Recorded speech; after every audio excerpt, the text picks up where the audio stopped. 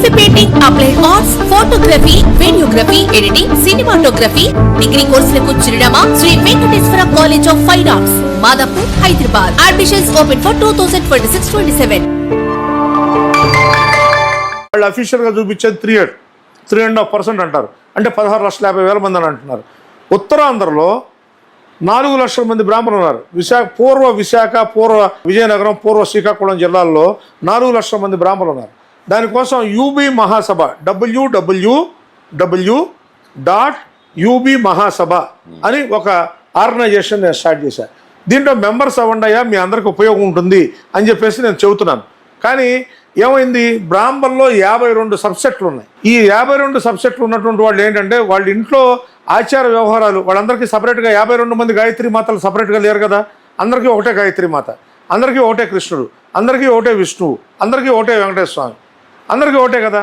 ఉన్న సందర్భంలో వీళ్ళందరూ కూడా ఆచార వ్యవహారాలు, విధానాలు అన్నీ కూడా పద్ధతిగానే ఉంటాయి. ప్రతి ఒక్కళ్ళు ఉపవాసం చేయటం, గాయత్రి మంత్రంతో ఉపవాసం చేసి చేసుకుంటారు భోజనం చేసేటప్పుడు. అయితే ఇలాంటి అభిమంలో ఉన్నటువంటి బ్రాహ్మణులందరూ కూడా మేము సబ్సెట్ వేరు అని పిల్లల్ని ఇవ్వబోవటం వల్ల, ఈ పిల్లలు పెళ్ళిళ్ళు కాబోవటం వల్ల చాలామంది బ్రాహ్మణ పిల్లలు లవ్ జిహాదీకి ఇబ్బంది పడుతున్నటువంటి సందర్భం ఉంది. లవ్ జిహాదీ అంటే నేను ఒక ముస్లిమ్స్నే ఒకరిని చూడడం, బ్రాహ్మణ పిల్లల్ని వేరే కమ్యూనిటీ వాళ్ళు చేసుకోవడం కూడా లవ్ జిహాదీ కిందకే వస్తుంది. కారణం ఏంటి, సమయానికి పిల్లలకి పెళ్ళిళ్ళు చేయకపోవటం. పూర్వకాలంలో మా పిల్లలు పెళ్ళిళ్ళు చేసే విధానం ఉంటే కనుక ఆ పిల్లలకి పెళ్ళిళ్ళు ఎప్పుడు చేసేవాళ్ళం, ఆ పిల్ల రజస్వలాపూర్వకంగా పెళ్లి చేసేవాడు. ఇది తప్పు, ఆ అమ్మాయికి పెద్ద మనిషి అయిన తర్వాత పెళ్లి చేయాలని చెప్పి సుప్రీంకోర్టు ఆర్డర్ ఉంది. ఆ విధానంగా ఇప్పుడు చేస్తున్న సందర్భంలో ఆ పిల్లలు చదువుకోవడం కోసం కాలేజీకి పంపిస్తే బ్రాహ్మణ పిల్లలను చేసుకుంటే తెలివితేటలు వస్తాయని చెప్పి వాళ్ళని ప్రేమించి చాలామంది బ్రాహ్మణ పిల్లలను ట్రాప్లో పెడుతున్నారు.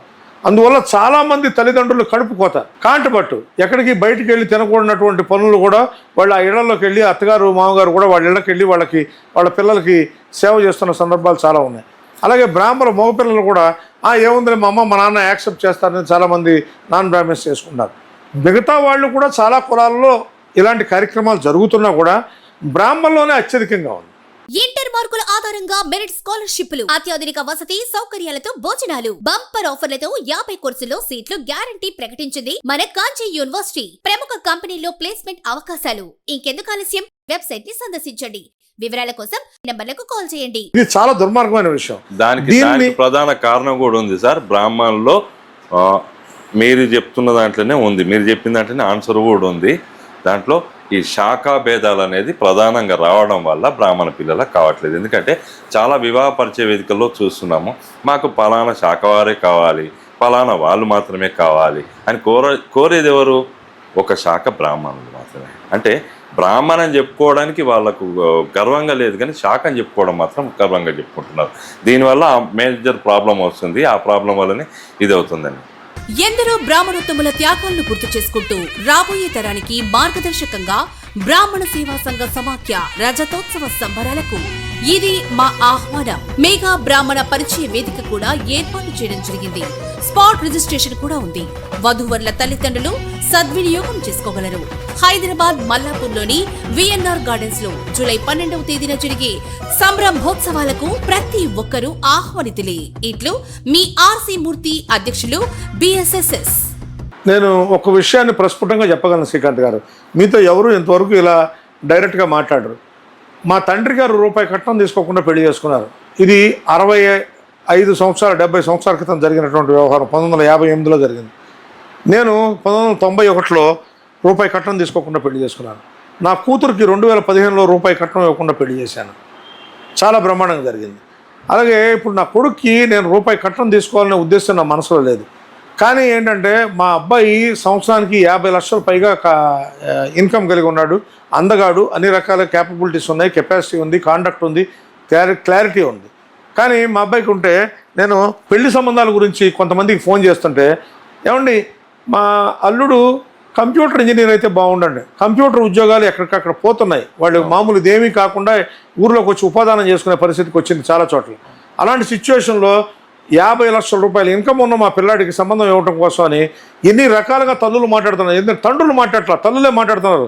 కారణం ఏంటంటే ఆ పిల్లకి 12 లక్షలు 13 లక్షలు వస్తే దాంతో ఆ పిల్లకి 30 ఏళ్ళ దాకా పెళ్లి చేయకుండా ఆపుతున్నారు. అమ్మాయికి 23 ఏళ్ళ పెళ్లి వచ్చిందనుకోండి సంబంధం, ఆ డబ్బుల కోసం తల్లిదండ్రులు పిల్లకి పెళ్లి చేయకుండా ఆపుతున్నటువంటి సందర్భం ఉంది. ఎవరైతే తప్పు చేయకూడదో వాళ్ళే తప్పు చేస్తున్నాం. బ్రాహ్మణ కమ్యూనిటీ అనేది తప్పు చేస్తే సమాజంలో అది ప్రతి ఒక్కళ్ళు అబ్జర్వ్ చేస్తారు. అలాంటిది మనం తప్పు చేస్తున్నాం. ఆ తప్పు చేయకూడదు అని చెప్పేసి మనం ట్రై చేస్తున్నా కూడా కుదరట్లేదు. మనం మన పిల్లలకు కూడా చెప్పట్లేదు, నాయన మీరు బయటికి వెళ్ళి తప్పు పని చేయకండి అని చెప్పి చెప్పట్లేదు. చెప్పకపోవటం వల్ల పిల్లలు కూడా ఇదవుతున్నారు.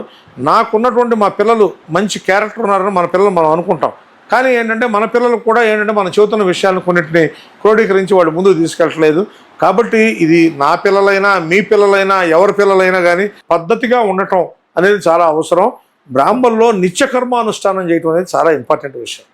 నిత్యకర్మ చేసుకోవడం అనేది రోజు లేచి సంధ్యావందనం చేసుకుని చక్కగా స్తోత్రంగా ముందుకెళ్ళి మంచి భక్తితో ఉండి సమాజానికి మంచి జరగాలని చెప్పేసి మీరు చేస్తున్నటువంటి గాయత్రి మంత్రం ద్వారా కంపల్సరీ బ్రాహ్మడు సమాజం కోసం అని విడిచిపెట్టాలి, తర్పణ వదలాలి. నేను ఎవడు కూడా ఇవాళ చాలా మంది పిల్లలు చూస్తే పొద్దున్నే లేవగానే రాత్రి బర్గర్ తినటం, పిజ్జాలు తినటం, పొద్దున్నే లేవటం ఇష్టారాజ్యంగా వాళ్ళు ఇష్టారాజ్యంగా ఉంటున్నారు. అది చాలా తప్పు. బ్రాహ్మణ